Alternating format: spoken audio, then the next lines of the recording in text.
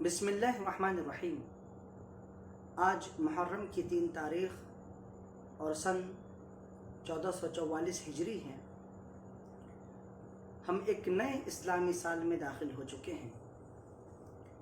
اسلامی سال یا اسلامی کیلنڈر سن ہجری سے شروع ہوتا ہے اور یہ منسوب ہے اس واقع ہجرت کی طرف جو سرکار دو عالم صلی اللہ علیہ وسلم اور آپ کے صحابہ کرام رضی اللہ تعالی عنہم اجمعین نے اپنے دین کی حفاظت کی خاطر مکہ سے مدینے کی طرف کیا تھا۔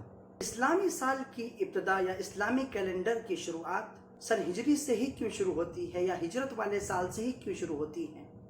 اس کے پیچھے کی کیا حکمت ہے، کیا علت ہے اور اس کی ابتدا کب ہوئی اور کیسے ہوئی، اسی پر آج ہم گفتگو کریں گے۔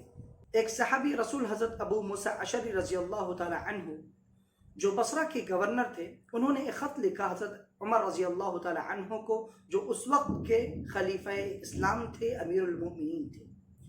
اس خط میں حضرت ابو موسیٰ اشعری نے یہ مینشن کیا کہ آپ کی جانب سے جو خطوط ہمیں آتے ہیں، آپ کی جانب سے جو رسائل ہمیں آتے ہیں، اس میں تاریخ کا تذکرہ تو ہوتا ہے لیکن سال کا تذکرہ نہیں ہوتا، جس سے ہمیں یہ سمجھ میں نہیں آتا کہ یہ خط اس سال کا ہے یا پچھلے سال کا۔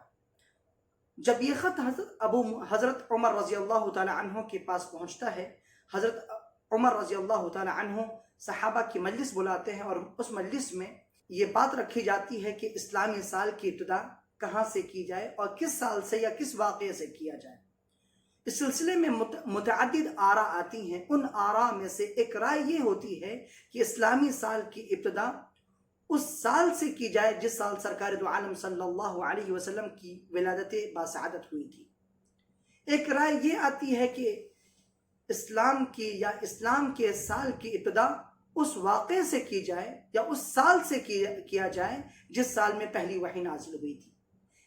اور ایک رائے یہ آتی ہے کہ اسلامی سال کی ابتدا اس سال سے کیا جائے جس سال ہجرت کا واقعہ پیش آیا تھا۔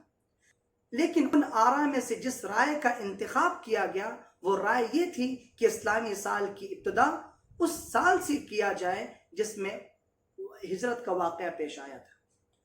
اب اس کی پیچھے حکمت کیا تھی، اس کی پیچھے علت کیا تھی، اس سلسلے میں علماء کرام لکھتے ہیں کہ اس کی حکمت یہ تھی کہ ہجرت سے ہی اسلام اور مسلمانوں کو شان و شوکت نصیب ہوئی۔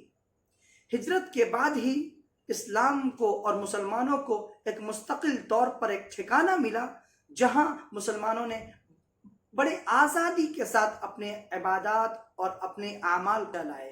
اور ہجرت کے بعد ہی سرکار دو عالم صلی اللہ علیہ وسلم نے مسجد نبوی کی بنیاد ڈالی، جو صرف مسجد نبوی نہیں تھی بلکہ علم و فضل کی درسگاہ تھی، اخلاق و کردار کا مرکز تھا، تزکیہ قلوب اور تصفیہ نفوس کی خانقاہ تھی، اور احقاق حق اور ابطال باطل کے جہاں درس دیے جاتے تھے وہ مسجد نبوی ہجرت کے بعد ہی آئی۔